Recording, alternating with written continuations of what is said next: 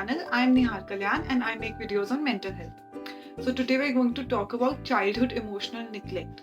Childhood emotional neglect is something that is least talked upon. इसके बारे में बहुत कम अवेयरनेस है हमारी सोसाइटी में और हम इसके बारे में बहुत कम बात करते हैं. तो ये एक ऐसा टॉपिक है जिसके ऊपर और बात होनी चाहिए और हमारी अवेयरनेस और बढ़नी चाहिए. पहले लेट्स डिस्कस कि what is childhood emotional neglect. Childhood emotional neglect is when your primary caregivers or your parents are absent in the initial years of your life emotionally or they're not there at all. या तो वो आपकी life के initial years में emotionally available नहीं है, emotionally absent है, या तो वो है ही नहीं, वो अवेलेबल ही नहीं है इनिशियल ईयर्स में. तो इसमें सबसे ज़्यादा ये चीज़ होती है कि अगर वो इमोशनली एब्सेंट है तो इसका मतलब ये नहीं है कि वो आपको फिजिकल नेसेसिटीज़ प्रोवाइड नहीं कर रहे.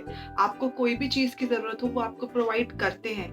दीज काइंड ऑफ पेरेंट्स वो आपको देते हैं, वो चीज़ प्रोवाइड करते हैं. And you might have everything in the world. आपके पास हर चीज़ हो सकती है, आपको हर चीज़ मिल सकती है, फिजिकल चीज़, बट इमोशनली वो अवेलेबल नहीं होते. Why is it so difficult to diagnose and identify? Because यहाँ पर they seem like the perfect parents जिसने आपको सब कुछ प्रोवाइड किया है, आपके पास सब कुछ है, बट वो इमोशनली प्रेजेंट नहीं थे आपकी स्टार्टिंग के इनिशियल ईयर्स में.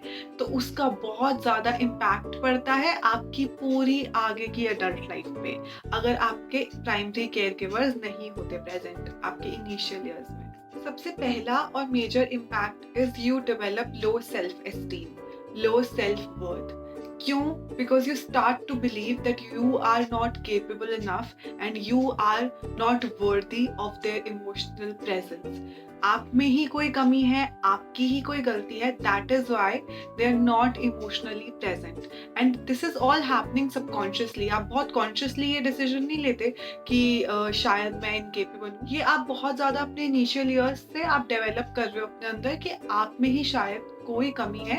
And it also impacts what you think of your self. आप अपने आप के बारे में भी सोशल सिचुएशंस में, बाकी अपने रिलेशनशिप्स में, बाकी अपने कॉलेज में, ऑफिस में, स्कूल्स में, जहाँ पे भी आप हैं वहाँ पर भी आपको ये चीज़ बहुत इम्पैक्ट करती है. Because you start to believe that you are not worthy of anything.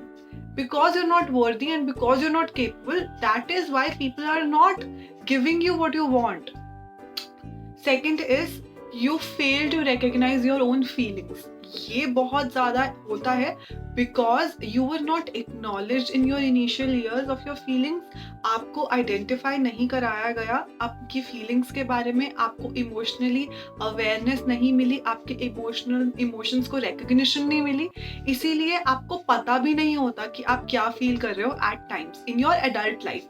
बचपन में वो जो चीज़ें हुई, जो इनिशियल ईयर्स में वो जो चीज़ें हुई, आगे अडल्ट लाइफ में it becomes like you feeling something.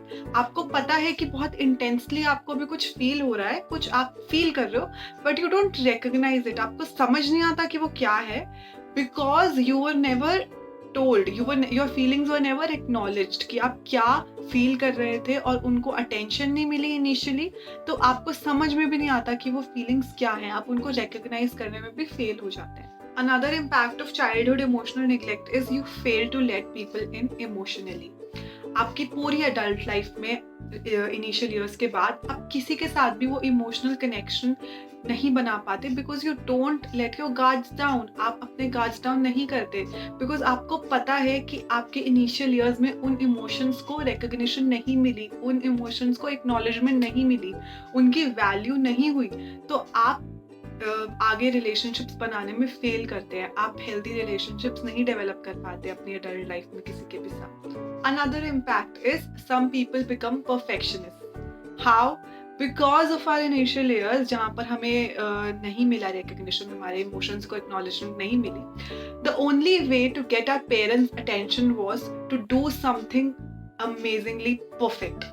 अब कैसे? अगर हम कुछ बहुत अच्छी चीज़ करते थे, बहुत अच्छा करते थे, तो फॉर अ टाइम बेक हमारे पेरेंट्स हमें अप्रिशिएट कर देते थे. And that is the only thing that we know how they express themselves.